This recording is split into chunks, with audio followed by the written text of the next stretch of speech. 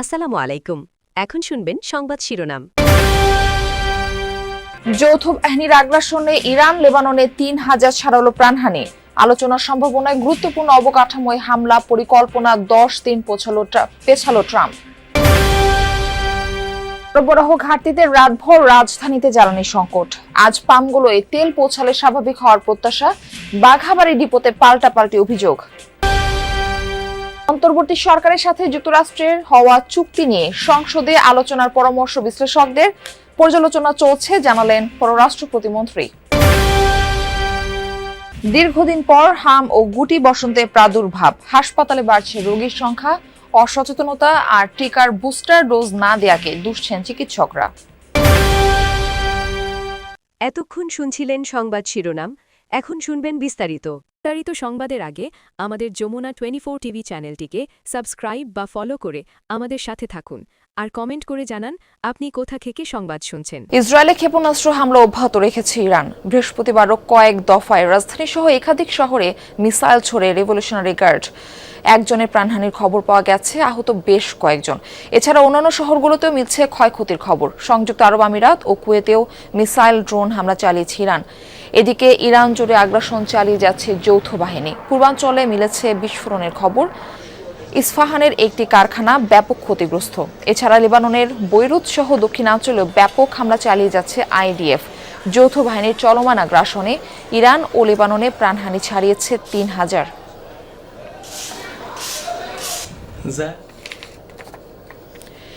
ইরানের বিদ্যুৎ কেন্দ্র ও জ্বালানি অবকাঠামোয় সম্ভাব্য হামলা আরও ১০ দিনের জন্য পিছিয়েছে যুক্তরাষ্ট্র। ট্রুথ সোশ্যালে দেয়া এক পোস্টে বিষয়টি জানিয়েছেন মার্কিন প্রেসিডেন্ট ডোনাল্ড ট্রাম্প। দাবি, ইরান সরকারের অনুরোধে এই সিদ্ধান্ত নিয়েছেন তিনি, যা ৬ এপ্রিল রাত ৮টা পর্যন্ত বহাল থাকবে। তেহরানের সাথে সম্ভাব্য চুক্তি নিয়েও আলোচনা চলছে। পোস্টে সেই দাবিও করেন ট্রাম্প। তবে ইরানের পক্ষ থেকে মেলেনি অনুরোধের কোনো নিশ্চয়তা। এর আগে ২ দফায় দেশটির বিদ্যুৎ কেন্দ্র ও জ্বালানি অবকাঠামোতে মার্কিন হামলা স্থগিতের কথা জানিয়েছিলেন মার্কিন প্রেসিডেন্ট। ইসরায়েলি হামলায় ইরানের নৌবাহিনীর প্রধান আলী রেজা তাতসুইরি নিহত হয়েছেন। বৃহস্পতিবার এমন দাবি করেছে তেল আবিব। বৃহস্পতিবার দেশটির প্রতিরক্ষা মন্ত্রী ইসরায়েল কাজ দেন এ বিষয়ক বিবৃতি। অবশ্য ইরানের তরফ থেকে নিশ্চিত করা হয়নি তার মৃত্যুর খবর। ২০১৮ সাল থেকে আইআরজিসির নৌবাহিনীর কমান্ডার হিসেবে দায়িত্ব পালন করে আসছেন তিনি। চলমান যুদ্ধে হরমুজ প্রণালী অবরোধেও ছিল তার কৌশলগত ভূমিকা।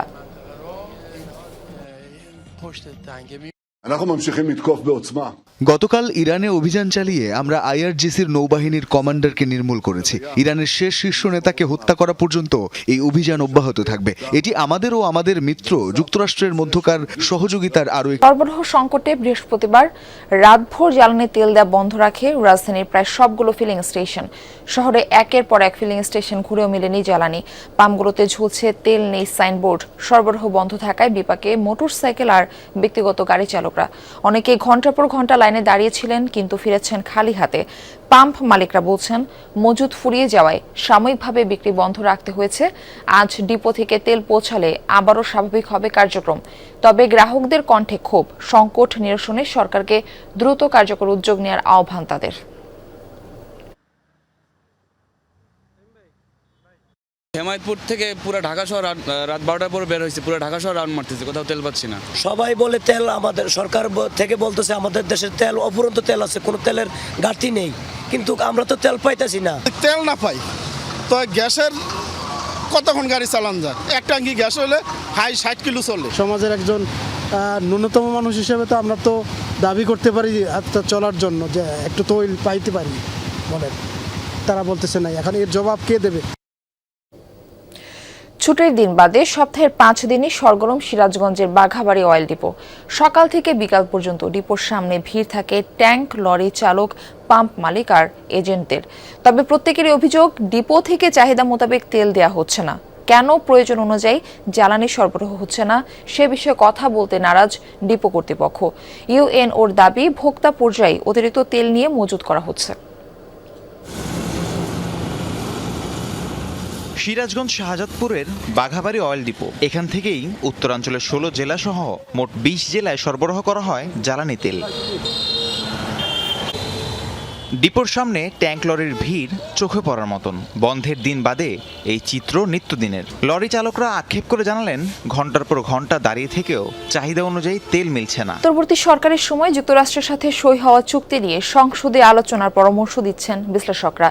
তারা বলছেন, চুক্তি বাতিল না করলেও বাস্তবায়নের সময়সীমা এবং ওয়াশিংটনের সাথে আরেকটু আলাপ আলোচনা করতে পারে নির্বাচিত সরকার।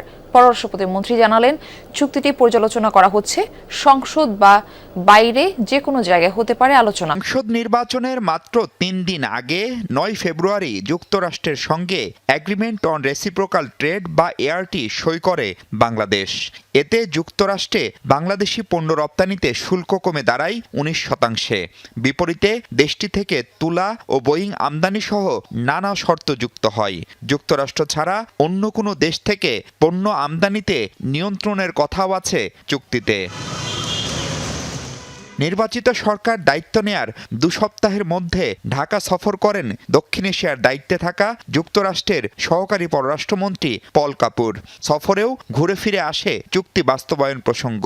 পল কাপুরের সঙ্গে বৈঠকের পর পররাষ্ট্রমন্ত্রী দাবি করেন, ক্ষমতাসীন ও বিরোধী দলের সম্মতিতেই সই হয়েছিল এই চুক্তি। ইউএস ট্রেড রিপ্রেজেন্টেটিভ আমাদের প্রধান দুটি দলের প্রধানের সঙ্গে নির্বাচনের আগেই কথা বলেছিল এবং তারাও এতে সম্মতি দিয়েছিলেন। চুক্তিটি চূড়ান্ত অনুমোদনে 60 দিনের সময়সীমা নির্ধারিত। মধ্যপ্রাচ্য সহ বর্তমান বাস্তবতায় এই সময় বাড়ানো এবং চুক্তি নিয়ে সংসদে আলোচনা করা যায় কিনা সেই পরামর্শ বছর পর আবারও হাম ও গুটি বসন্তের প্রাদুর্ভাব। রাজধানীতে মহাখালীর সংক্রামক ব্যাধি হাসপাতালে বাড়ছে আক্রান্ত রোগীর সংখ্যা। বর্তমানে হাসপাতালটিতে ভর্তি 120 জন রোগী, যাদের বেশিরভাগই হাম ও গুটি বসন্তে আক্রান্ত শিশু। চিকিৎসকরা জানান, টিকাদানে অভিভাবকদের অসতর্কতা এবং বুস্টার ডোজ না দেয়ায় এই প্রাদুর্ভাব। রাজধানীর মহাখালীর সংক্রামক ব্যাধি হাসপাতালে বাড়ছে হাম ও গুটি বসন্তে আক্রান্ত রোগীর সংখ্যা। বহু বছর পর এই দুই রোগের এমন প্রাদুর্ভাবে নতুন করে উদ্বেগ দেখা দিয়েছে জনমনে। বর্তমানে এই হাসপাতালে ভর্তি আছেন 120 জন রোগী। তাদের বেশিরভাগই শিশু, যারা হামে আক্রান্ত। চলতি বছরের ফেব্রুয়ারি থেকে এখন পর্যন্ত এই হাসপাতালে চিকিৎসা নিয়েছেন প্রায় 700 জন। প্রথমে হেনে দুইটা বিচির মতন আমরা বুঝছি যে মশায় কামড় দিছে। আল্লাহ এই হাসপাতাল আইসি শনিবারের দিন, আল্লাহ হেন থেকে আরো বাইরে গেছে। আমরা প্রাইভেটে ডাক্তার দেখাইছি, পরে বলতেছে যে ওর হাম হয়েছে। 4-5টা হাসপাতালে ঘোরাঘুরি করছি, তো ঘোরাঘুরি করার পর আমি এই হাসপাতাল ঠিকানা দিচ্ছি। বাংলাদেশ শিশু মেডিকেল থেকে পাঠানো হয়েছে। আসার দিন অবস্থা অনেক খারাপ ছিল, কিন্তু এখন ভালো হয়েছে। নার্সগুলো ব্যবহার খুবই খারাপ। এজন্য টিকাদানে অভিভাবকদের অসচেতনতাকে দায়ী করেছেন হাসপাতালটির বিশেষজ্ঞ চিকিৎসক। জানালেন, বুস্টার ডোজ না নেয়ার জন্য বেড়েছে আক্রান্তের